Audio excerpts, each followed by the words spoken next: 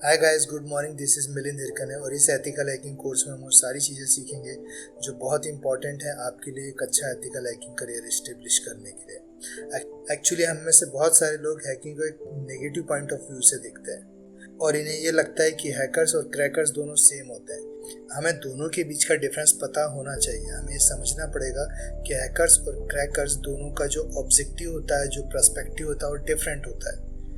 Hackers can be simply termed as good people और crackers हम कह सकते हैं they are bad ones. Hacker जो होते हैं वो हमारे सिस्टम को प्रोटेक्ट करते हैं, whereas crackers are the one जो हमारे सिस्टम्स को थ्रेट करते हैं। एक्चुअली हैकर वो पर्सन होता है जो अपनी प्रोग्रामिंग स्किल का, अपनी टेक्निकल स्किल का किसी प्रॉब्लम से बाहर आने में यूज़ करता है। एक्चुअली हमारे पास 6 टाइप्स ऑफ हैकर्स होते हैं।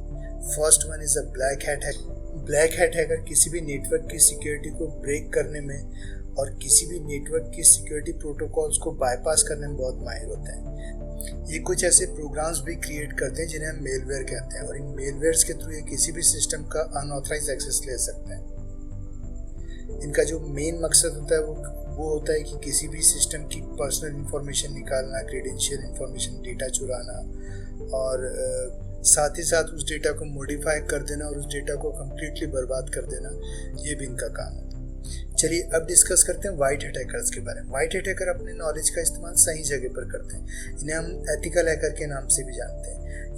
ये किसी कंपनी में, किसी ऑर्गेनाइजेशन में एज अ साइबर एक्सपर्ट भी वर्क करते हैं। ये वही मेथड इस्तेमाल करते हैं जो ब्लैक हैट हैकर इस्तेमाल करते हैं, पर फर्क सिर्फ इतना होता है कि ये ऑनर की या उस सिस्टम के मालिक की परमिशन के साथ ये सारी चीज़ें करते हैं। ये पेनिट्रेशन टेस्टर या साइबर सिक्योरिटी एक्सपर्ट के नाम से भी जाने जाते हैं। ये वल्नरेबिलिटीज असेसमेंट करते हैं किसी कंपनी के लिए। उस कंपनी में कोर्सेज, ट्रेनिंग और कॉन्फ्रेंस, ये सारी चीज़ें करवाना भी इनका काम है। Now the third one is a grey hat hacker. जैसे रियल लाइफ में होता है कि कभी कभी ना बहुत अच्छा होता है ना बहुत बुरा होता है, वैसे ही ग्रे हैट हैकर होते हैं। ये दोनों तरीके के रोल को निभाते हैं। ये किसी कंपनी या उसके ऑनर की परमिशन के बगैर वल्नरेबिलिटी स्कैन करते हैं और फिर ऑनर से मांग करते हैं पैसों की। अगर वो नहीं देता है तो वो फाइंड की हुई वल्नरेबिलिटी को ऑनलाइन इशू कर देते हैं, सभी पूरी दुनिया को दिखा देते हैं जो भी एक्सप्लॉइट वगैरह फाइंड हुए थे किसी कंपनी में या उस सिस्टम में। Now let's discuss about the suicide hacker. Suicide hacker बिल्कुल वैसे होते हैं जैसे सुसाइड बॉम्बर होते हैं। वो जानते हैं कि अगर वो ब्लास्ट करेंगे तो खुद भी जल जाएंगे, फिर भी उन सारी चीज़ों को अप्लाई करते हैं। कारण कुछ भी हो सकता है, रिवेंज के लिए या पैसों के लिए। और ऐसे ही होते हैं सुसाइड हैकर जो किसी सिस्टम को या किसी सर्वर को या किसी वेबसाइट को हैक करने के पहले ये नहीं सोचते कि वो भी साइबर कॉप्स द्वारा कैच कर लिए जाएंगे। Now let's discuss about the script किडी। स्क्रिप्ट किडी वो होते हैं जिनका प्रोग्रामिंग नॉलेज बिल्कुल भी ज़ीरो होता है। ये किसी एक सॉफ्टवेयर का ही यूज़ करते हैं किसी भी अटैक को करने के लिए। स्क्रिप्ट किडी वो होते हैं जिनको ये भी नहीं पता होता है कि जो सॉफ्टवेयर या प्रोग्राम वो यूज़ कर रहे हैं वो वर्क किस तरीके से करता है। सपोज़ मान लीजिए कि कोई एक बच्चा है जो अपना फर्स्ट कंप्यूटर खरीदता है, वहाँ पे कोई हैकिंग की मूवी देखता है, उसकी फिर काली लिनक्स की कॉपी डाउनलोड कर लेता है और अपने आप को हैकर समझने लगता है।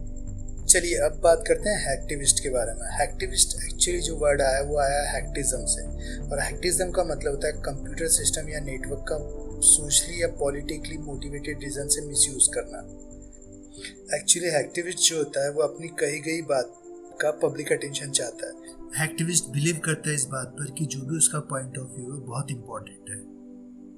चलिए अब बात करते हैं उन 5 स्टेप्स की जिन्हें हर एक एथिकल हैकर और क्रैकर दोनों फॉलो करते हैं।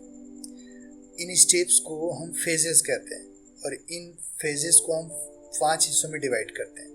फर्स्ट वन इज फुटप्रिंटिंग और रिकॉग्निशंस।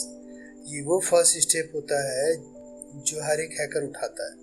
इसमें हम जितनी ज़्यादा से ज़्यादा इंफॉर्मेशन अपने टारगेट के बारे में गैदर करें उतना अच्छा होता है।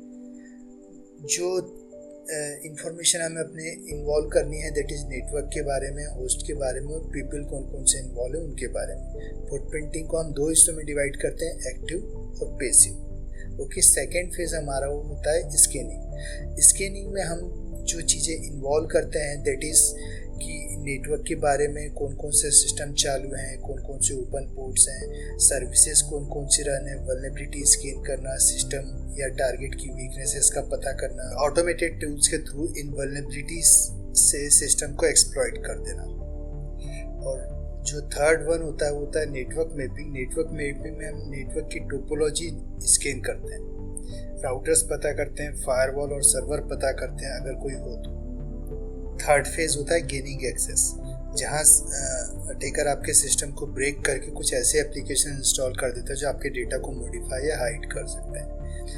Fourth one maintaining access. Maintaining access में आपके सिस्टम को हैक करने के बाद, उसमें इंटर करने के बाद अटैकर उस सिस्टम में कुछ ऐसे बैकडोर्स, ट्रोजन्स या वायरस या मेलवेयर छोड़ देता है जिनसे वो बड़े आराम से आपके सिस्टम को एक्सेस कर सके जब तक वो चाहे तब तक। नेक्स्ट जो फेज होता है आपका, सबसे last phase, that is clearing tracks. Okay, तो क्लियरिंग ट्रैक्स में अटैकर आपके सिस्टम से अपनी सारी आइडेंटिटीज हाइड कर देता है। मीन्स वो ये पता ही नहीं लगने देगा कि वो कौन था। अपनी जितनी भी लॉग फाइल्स है वो सारी क्लियर कर देना, रजिस्ट्री फाइल्स को वापस जैसे का वैसे कर देना, अपने सारे फुटप्रिंट्स हटा देना, ये सारे काम क्लियरिंग ट्रैक्स में आते हैं। आई होप आपको ये क्लियर हुआ होगा। नेक्स्ट वीडियो में फिर मिलेंगे। Till then thank you and bye bye.